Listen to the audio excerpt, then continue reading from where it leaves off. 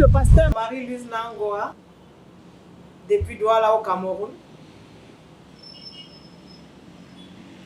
en direct de la page qui porte mon nom.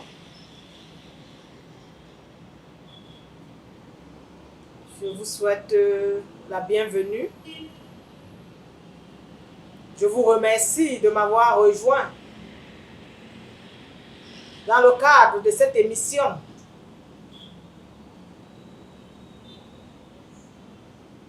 destinée à amener les chrétiens à réfléchir et surtout à échanger les résultats de leurs réflexions. Il est écrit, celui qui réfléchit aux choses trouve le bonheur. Il y a un temps pour prier, un temps pour étudier la parole, un temps pour pleurer parce que ça ne marche pas, un temps pour se lamenter, un temps pour douter. Mais trouvons aussi le temps pour réfléchir. Pourquoi avons-nous l'impression que les promesses de Dieu sont mensongères? D'où le thème de cette émission. Dieu serait-il menteur? Déjà en guise de rappel, les promesses de Dieu c'est quoi? C'est cet ensemble de faveurs, cet ensemble de bienfaits que Dieu promet accorder à ceux qui lui font confiance, à ceux qui s'engagent avec lui. Ces promesses sont un héritage pour tout chrétien. Certains vont me poser la question de savoir comment cela. Il est écrit dans Galates 3, verset 16. Oh, les promesses ont été faites à Abraham et à sa postérité. Certains me demanderont, en quoi je suis la postérité d'Abraham? Je tiens à leur dire qu'il est écrit, reconnaissez donc que ceux qui ont la foi sont fils d'Abraham. Reconnaissez donc que ceux qui ont la foi sont fils d'Abraham. Donc, toute personne qui a la foi en Jésus-Christ, qui a foi en Jésus-Christ, est fils d'Abraham. C'est ça que le même chapitre, le même livre de Galates dit. C'est que quand vous êtes fils de Dieu par la foi en Jésus-Christ, et si nous sommes fils, alors nous sommes héritiers. Et cet héritage, c'est justement les promesses de Dieu. Ces promesses sont-elles trompeuses? Lorsque nous parcourons la Bible, lorsque nous observons les promesses faites aux premiers croyants avant nous, nous découvrons que beaucoup se sont accomplis. La toute première promesse faite à Abraham, relative à la possession du pays de Canaan, elle s'est accomplie 400 ans après. Au point où Josué, qui est celui qui a conduit effectivement le peuple de Dieu à Canaan, qui a mené les batailles, a pu dire, aucune des bonnes paroles prononcées sur vous par l'Éternel, votre Dieu, n'est restée sans effet. Toutes se sont accomplies pour vous, aucune n'est restée sans effet. Josué attestait que toutes les promesses de Dieu, toutes les promesses que Dieu leur avait faites, s'étaient accomplies. Il dit bien toutes. Il ne dit pas la plupart. Pourquoi les croyants de cette époque ont pu jouir de l'excellence, c'est-à-dire avoir un taux de 100% d'accomplissement? Et pourquoi ça semble si difficile pour nous? À titre d'exemple toujours, la promesse de la dispersion des Juifs, puis suivi de leur retour sur la terre promise, s'est effectivement accompli en 1948 à travers la création de l'État d'Israël. Ça a été annoncé longtemps avant, mais ça s'est accompli. Quand nous regardons la promesse du Messie,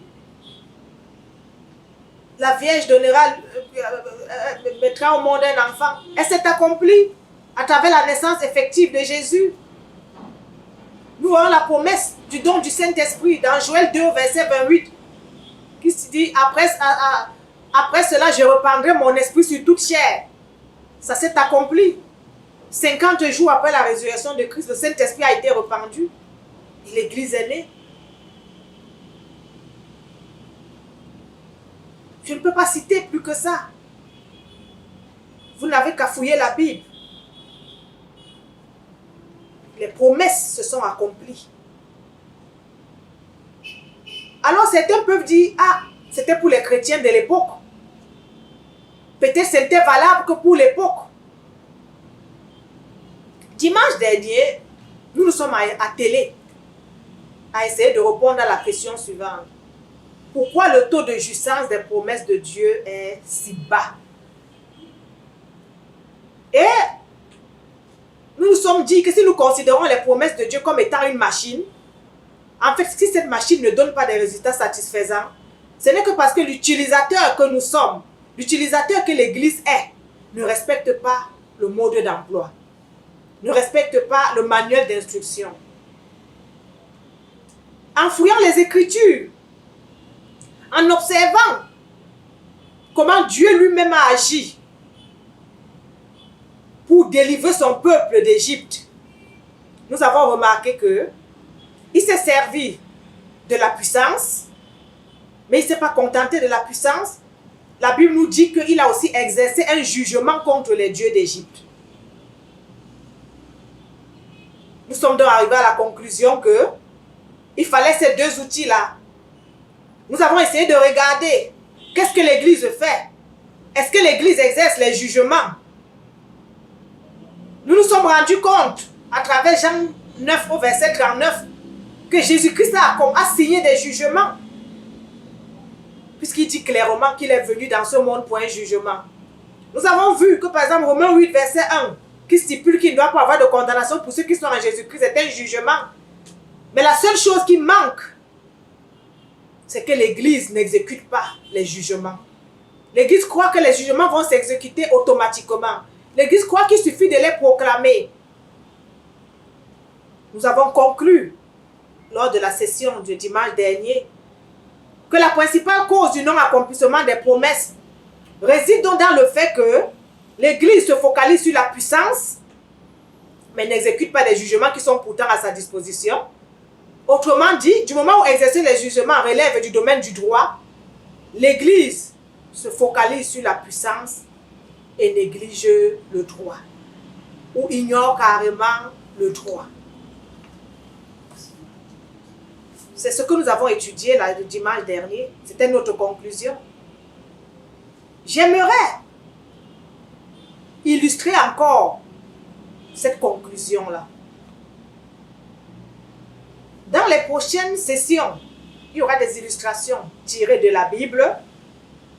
Mais je préfère, pour aujourd'hui, prendre une illustration dans la vie de tous les jours. Imaginons une personne qui soit légalement maintenue en prison, mais pour des raisons qu'elle ne reconnaît pas, elle s'estime innocente. Toujours est-il qu'il y a une décision de justice qui la condamne et qui la maintient en prison. Cette personne ne désire qu'une seule chose, sortir de prison. Imaginons que cette personne ait des amis très forts, armés, qui viennent assaillir cette prison et la libèrent. Quel sera le statut de la personne? Sera-t-elle une personne libre? Non. Elle sera une évadée de prison. Elle sera une fugitive. C'est ça le statut spirituel de beaucoup d'enfants de Dieu, de beaucoup de chrétiens. Parce qu'un aspect de leur vie est captif. Ils rencontrent un serviteur de Dieu réellement loin. Le serviteur prie sur eux. Ils sont libérés de cette captivité. Mais ils ne sont que des fugitifs. Le résultat, c'est quoi? un fugitif, un évadé de prison est toujours recherché. Ça donne quoi? Oh, je rêve toujours qu'on me poursuit. Je rêve que des animaux me poursuivent. Je rêve que des personnes que je ne connais pas me poursuivent. Pourquoi ils te poursuivent? Parce que dans leur registre, tu es inscrit comme un fugitif.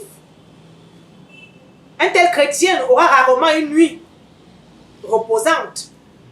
Parce qu'après un si mauvais rêve, il va s'asseoir pour prier jusqu'au matin. Ce n'est pas ça la tranquillité et le repos que le Seigneur nous a promis. Beaucoup de délivrances basées uniquement sur la puissance produisent ce que moi j'ai choisi d'appeler les évadés des prisons spirituelles. Pour sortir cette personne de prison, il faut un autre jugement qui le libère. Et sur le plan spirituel, puisque le jugement est déjà prêt, il faut l'exécuter. Considérons la même personne en prison. Elle tombe malade. Généralement, dans les prisons, il y a des infirmeries. Et quand c'est même parfois plus grave, on peut évacuer le malade dans une clinique et le soigner. Sur le plan spirituel, donc, le chrétien qui est malade, mais captif, il rencontre un serviteur de Dieu qui est équipé du don de guérison. Il est guéri de sa maladie, mais il demeure en prison. Le don de guérison peut guérir les maladies, mais il ne va pas libérer de la captivité. Il faut un jugement qui le libère de cette captivité. Prenons le même prisonnier. Il est dans une prison où les conditions sont difficiles. Peut-être on mange une seule fois par jour. Il s'en plaint. Et des hommes de bonne volonté, une association caritative, lui rend visite, lui apporte de la nourriture, lui apporte beaucoup de biens, négocie même. Il y a des prisons, il y a des zones VIP, des chambres VIP, des bâtiments VIP, et négocie pour qu'on l'installe dans un VIP. Il aura plus de moyens, sa vie sera améliorée, mais il sera toujours en prison. Du moment où son objectif c'est d'être libéré de cette prison, il ne jouira pas de cette promesse-là. Bien que sa vie se soit améliorée, il y a beaucoup de délivrances qui nous permettent d'expérimenter le don de miracles, qui peuvent modifier notre vie, mais qui ne nous libèrent pas automatiquement de la captivité. Je dis, pour libérer cette personne, il faut qu'un juge signe une autre décision qui le libère. Il faut que la personne fasse appel. Encore faut-il qu'elle sache comment le faire. Prenons toujours la même personne qui décide, comme c'est le cas dans certaines prisons, de travailler. Ça veut dire qu'elle est en prison et elle gagne même de l'argent. Il y a des prisons, notamment ici au Cameroun, il y a certains prisonniers qui sont des commerçants. Ils font venir de la nourriture qu'ils vendent à d'autres prisonniers et ils gagnent de l'argent. Est-ce que le fait de gagner de l'argent, est-ce que le fait de prospérer financièrement les libère de prison? Non. Seul un jugement peut les libérer de prison. Le don de miracle peut se manifester à travers leur activité en prison. Ils peuvent prospérer. Il y a des gens qui, étant en prison, leurs activités à l'extérieur prospèrent. Mais ils sont quand même en prison. Ce n'est ni le don de miracle, ni le don de guérison, ni la puissance qui va changer leur sort. C'est qu'ils veulent se sortir de prison. Et cette prison sur le plan spirituel représente des limitations dans certains domaines de leur vie. On peut prospérer physiquement, mais avoir des problèmes au niveau de la vie relationnelle.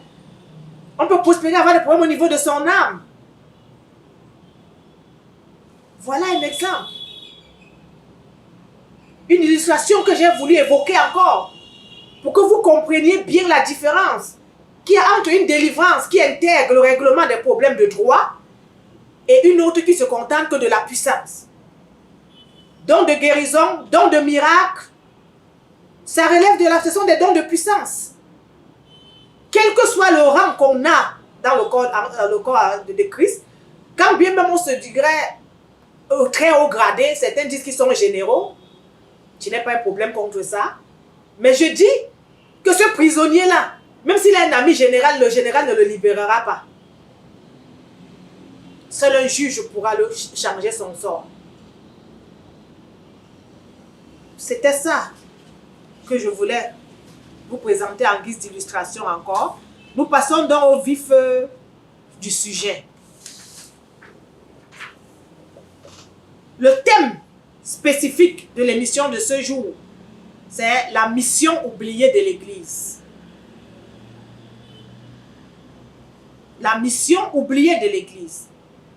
J'aimerais que nous nous intéressions un peu à la mission de l'Église.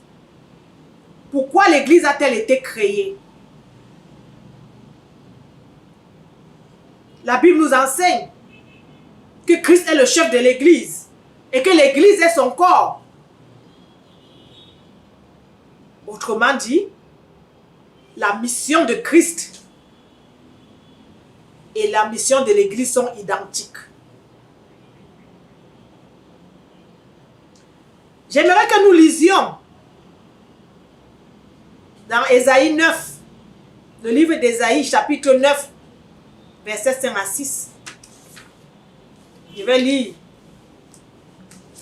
dans la Bible 8 secondes. Car un enfant nous est né, un fils nous est donné, et la domination reposera sur son épaule. On l'appellera admirable, conseiller, Dieu puissant, Père éternel, Prince de la paix. Donné à l'empire de l'accroissement et une paix sans fin au trône de David et à son royaume. L'affermir et le soutenir par le droit et la justice, dès maintenant et à toujours. Voilà ce que fera le zèle de l'Éternel des armées. Ce passage est une prophétie messianique. L'enfant annoncé ici, c'était Jésus-Christ. Ce passage décrit le Messie, présente ses caractéristiques principales et révèle aussi longtemps avant qu'il ne vienne sa mission. Nous découvrons que ce Messie aura un royaume, que la version Louis II appelle un empire, puisqu'on dit donner à l'empire de l'accroissement. Nous découvrons que la domination reposera sur lui. Souvenez que Jésus a dit à la fin de sa, juste avant de partir de la terre, il a dit, tout pouvoir m'a été donné dans le ciel et sur la terre.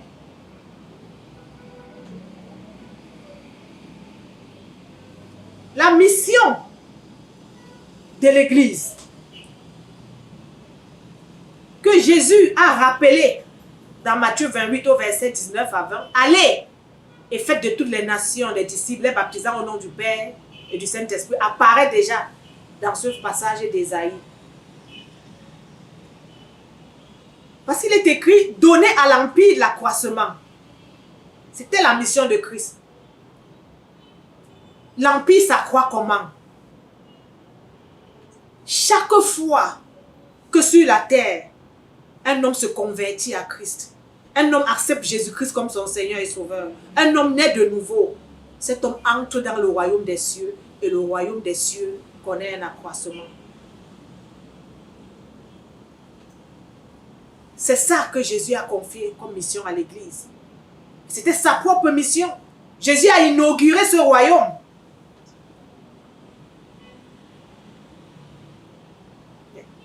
Mon titre dit la mission oubliée de l'Église. Je ne suis pas en train de dire que l'Église n'évangélise pas. Je ne suis pas en train de dire que l'Église ne donne pas de l'accroissement au royaume des cieux. La preuve, quand tout a commencé, 50 jours après la résurrection de Christ, ils étaient 120 rassemblés. Aujourd'hui, il y a combien de chrétiens? Plus de 2,4 milliards de personnes se reconnaissent comme chrétiens. Alors il est clair que cette mission a été accomplie. Peut-être pas telle que certains le souhaiteraient, mais on ne peut pas dire qu'elle n'est pas accomplie, on ne peut pas dire que cette mission est oubliée. C'est pour accomplir cette mission que les missionnaires tels que Joseph Méric, Alfred Sacker sont venus au Cameroun installer l'église.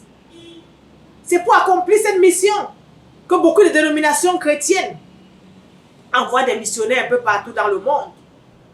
Aujourd'hui, il y a des méga églises, des méga dénominations chrétiennes.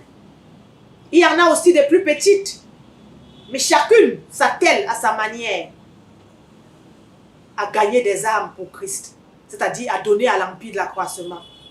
Quelle est donc cette mission que j'estime oubliée? Relisons très bien le passage.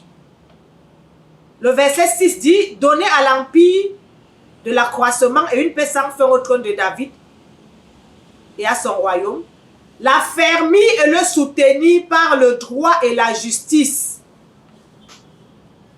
Autrement dit, Jésus-Christ n'avait pas seulement la mission de donner à l'empire de l'accroissement, c'est-à-dire d'évangéliser, ce que l'Église fait, mais il y a aussi la mission, cette mission a un deuxième volet, affermir et soutenir le royaume des cieux par le droit et par la justice. Affermir et soutenir le royaume des cieux par le droit et par la justice. L'Église accomplit-elle ce deuxième volet? L'Église exerce-t-elle le droit et la justice envers ses membres? C'est là toute la question. Affermir veut dire rendre plus ferme, solide, consolidé. Pour que l'empire soit affermi, il faut que chacun des membres qui le constituent le soit. Et il faut que la relation entre les membres soit tout aussi affermie. Les chrétiens sont-ils affermis? Ce passage nous dit que c'est par le droit et la justice. Le passage ne nous dit pas que c'est par la puissance. Le passage ne nous dit pas que c'est par le don de guérison. Tous ces dons ont leur rôle. Mais le passage stipule clairement que c'est par le droit et la justice. L'Église exécute-t-elle le droit et la justice? J'aimerais que nous lisions le même passage, surtout le dernier verset, dans d'autres versions de la Bible. Ésaïe 9 au verset 7, dans la Bible du Semeur, il est écrit, « Sa royauté sera solidement fondée sur le droit et sur la justice, dès à présent et pour l'éternité. Voilà ce que fera le Seigneur des armées célestes dans son ardent amour. » Donc, la royauté de Christ sera solidement fondée sur quoi? Le droit et la justice, et non sur la puissance. La puissance est utile. Sans puissance, on ne peut pas gagner les âmes. C'est la puissance qui vivifie les paroles des évangélistes, qui permet de toucher les cœurs. C'est la puissance qui, à travers les miracles manifestés pendant des campagnes, convainc les gens du fait que ce Dieu, ce Jésus-Christ est vraiment puissant. Mais ce n'est pas la puissance qui a affermi par la suite le royaume. Ce n'est pas la puissance qui a affermi par la suite le chrétien. Lisons maintenant le même verset dans la Bible Thompson. La Thompson, c'est une version améliorée de la Bible Louis II. Il est écrit, « Renforcer la souveraineté et donner une paix sans fin au trône de David et à son royaume. L'affermir et le soutenir par le droit et la justice dès maintenant et à toujours. » La même chose. Affermir et soutenir le royaume des cieux par le droit et la justice. Lisons maintenant la Bible Darby, la version Darby de la Bible. Il est écrit, « À l'accroissement de son empire et à la paix, il n'y aura pas de fin sur le trône de David et dans son royaume, pour l'établir et le soutenir en jugement et en justice. » Nous voici encore. On parle de jugement et justice. Les jugements, ça relève du droit. Mais lorsqu'on dit que c'est affermi par le droit, quelqu'un peut dire que c'est flou. Mais si on précise bien en jugement et en justice, du moment où nous avons des jugements prêts, apprêtés par Christ lui-même, laissés par Christ lui-même, est-ce que nous les exécutons? J'aimerais que nous lisions une autre version de la Bible, la Tau, tradition écuménique de la Bible. Il est écrit: il y aura une souveraineté étendue et une paix sans fin pour le trône de David et pour sa royauté, qu'il établira et affermira sur le droit et la justice dès maintenant et pour toujours. Sur le droit et la justice. Ça, c'est la 5e version de la Bible que nous lisons. On parle toujours que le royaume des cieux doit être affermi par le droit et la justice. La dernière version de la Bible que j'aimerais que nous lisions, c'est la Bible de Jérusalem. Il est écrit: pour que s'étende le pouvoir dans une paix sans fin sur le trône de David et sur son royaume, pour l'établir et pour l'affermir dans le droit et la justice. Pour établir et affermir le royaume des cieux dans le droit et la justice. 6 versions différentes de la Bible disent exactement la même chose. Aucune de ces versions ne dit que c'est par la puissance. La puissance est importante. Sans elle, nous ne pouvons rien non plus. La preuve, dans un tribunal, les forces de l'ordre sont à côté. Si les juges se contentent de dire le droit, sans qu'il y ait des gendarmes à côté pour les protéger, ça sera la catastrophe. La puissance a son rôle. Mais l'Église doit apprendre à dire le droit. L'Église doit apprendre à exécuter les décisions judiciaires, des jugements qui sont à sa portée, à sa disposition. Peut-on dire le droit sans connaître le droit?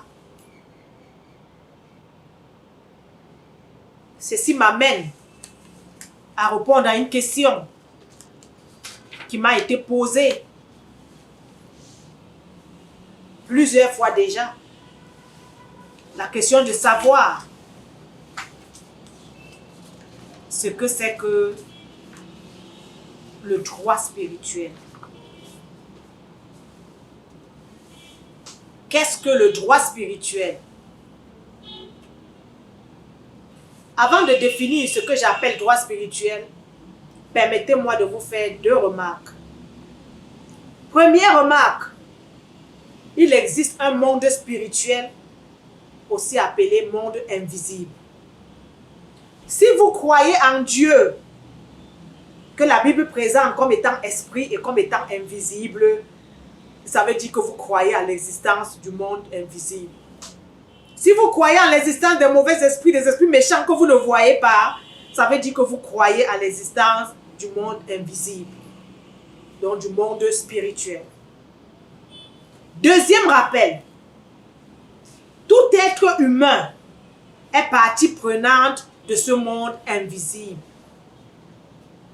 Tout être humain est membre du monde spirituel. Parce qu'il est écrit dans 1 Thessaloniciens 5 verset 23 que l'être humain tout entier est constitué d'un corps, d'une âme et d'un esprit. Chaque être humain a un esprit, une partie invisible à l'œil nu, mais pourtant réelle. Lorsque nous rêvons, moi j'aime souvent dire que certains rêves sont comme une fenêtre ouverte sur le monde spirituel. Quand quelqu'un rêve, son corps physique est couché, mais il rêve qu'on le poursuit, on poursuit quoi? C'est cette partie invisible à l'œil nu, mais qui existe pourtant. Donc, retenons que tout être humain fait partie du monde spirituel, à travers son esprit. J'ai fini avec les remarques. Dans la vie physique, Le droit est défini comme quoi? Le droit est défini comme l'ensemble des dispositions directives et interprétatives qui, à un moment donné, dans un état déterminé, règlent les statuts des personnes et des biens ainsi que les relations entre les personnes. C'est ça le droit dans la vie physique. Eh bien, par analogie, j'appelle droit spirituel l'ensemble des dispositions, des règles qui régissent le statut des personnes spirituelles et des biens spirituels, ainsi que les rapports entre les personnes spirituelles. Autrement dit, le droit spirituel, c'est aussi l'ensemble des règles qui régissent les rapports entre le chrétien et Dieu, en particulier, entre le chrétien et le monde spirituel en général. C'est ça que j'appelle droit spirituel. Par analogie avec le droit tel qu'il est défini dans la vie physique. Si Dieu se définit comme celui qui exerce la justice, pour exercer la justice, il faut un droit. Il faut le droit comme une base. S'il y a une justice divine, il y a forcément un droit spirituel. Lorsqu'une personne rêve qu'un démon ou d'autres personnes la poursuivent, cette poursuite a lieu à quel niveau? Le corps physique est couché. C'est au niveau du monde spirituel. C'est un esprit ou plusieurs esprits qui poursuivent l'esprit de cette personne. Quel problème ont-ils pour le poursuivre? Pour quelle raison le poursuivent-ils? Comme on a vu tout à l'heure avec les évadés de prison, est-ce un évadé d'une prison spirituelle? Ou est-ce quelqu'un qui leur doit? De la même façon qu'il y a des dettes dans la vie physique, il y a des dettes spirituelles. La personne en question, si elle est remplie du Saint-Esprit, peut se réveiller après ce rêve, prendre autorité sur la situation, chasser cet esprit au nom de Jésus. Mais parfois, si elle se recouche et le même rêve de poursuite continue, ça veut dire que ceux qui poursuivent la personne ont de bonnes raisons de le faire.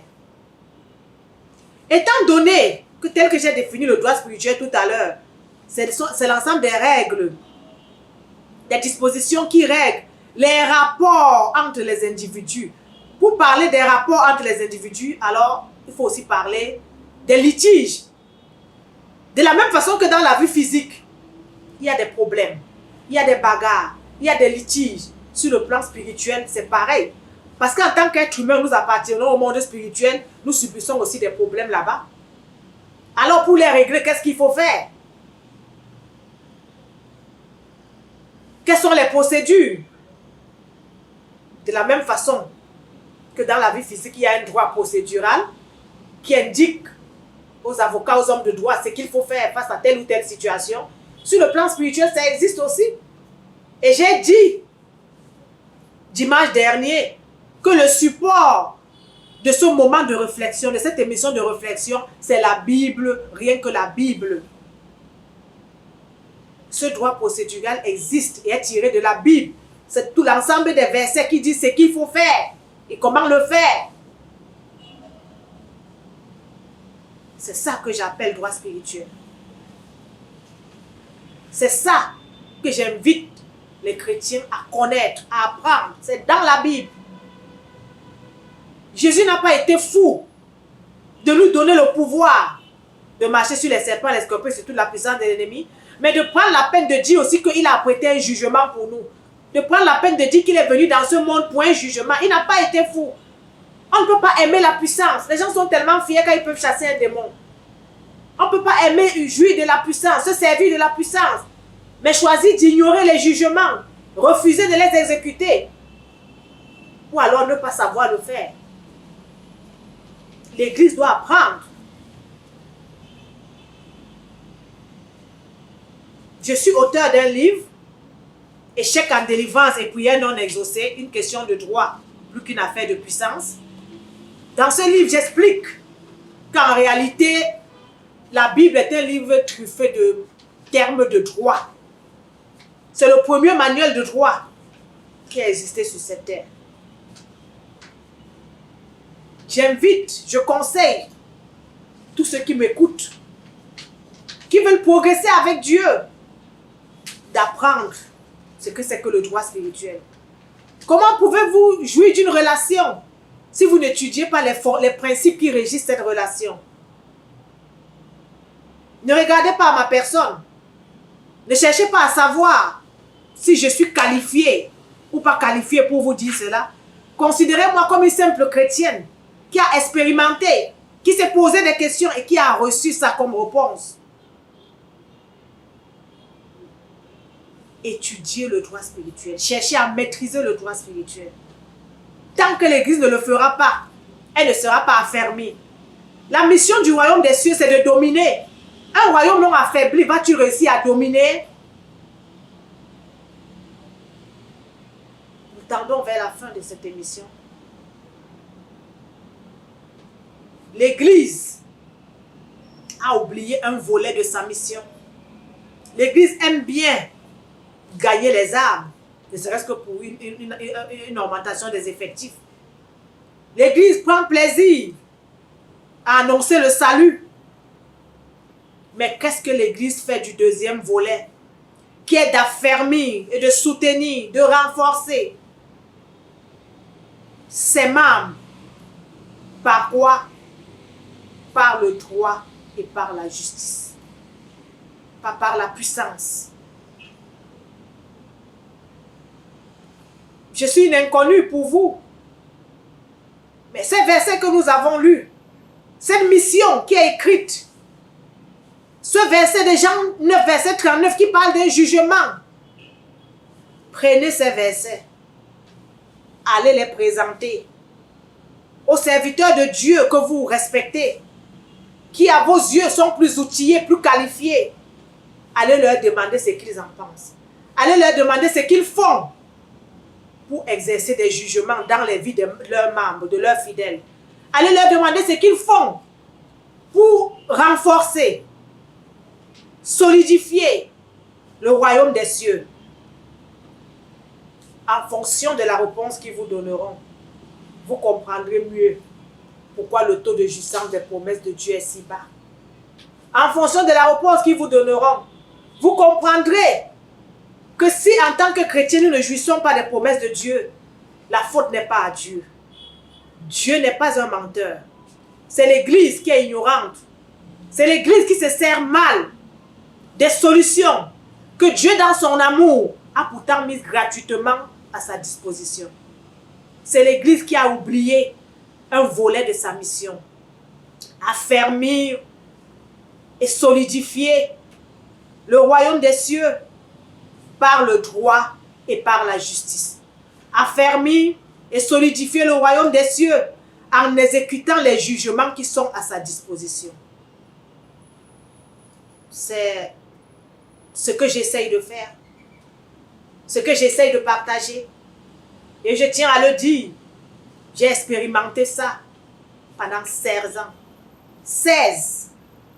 Si ayant expérimenté une notion, une certaine approche de la délivrance, je viens me placer pour vous parler publiquement, c'est parce que ça marche. Cette disposition, ce droit spirituel, le Seigneur l'a mis à la disposition de toute l'Église. Voilà pourquoi il m'a demandé de partager. Et voici l'un des moyens. À travers cette émission, Dieu serait-il un menteur? D'exposer. Voilà ce que j'ai reçu. Voilà ce que je voulais vous dire. Vous pouvez poser toutes les questions que vous voulez. Nous aurons parfois des sessions où je ne vais me consacrer qu'à répondre aux questions. Mais voilà ce que j'avais préparé pour vous en termes d'échange pour ce jour. À dimanche prochain, s'il plaît à Dieu, et que le Seigneur vous bénisse.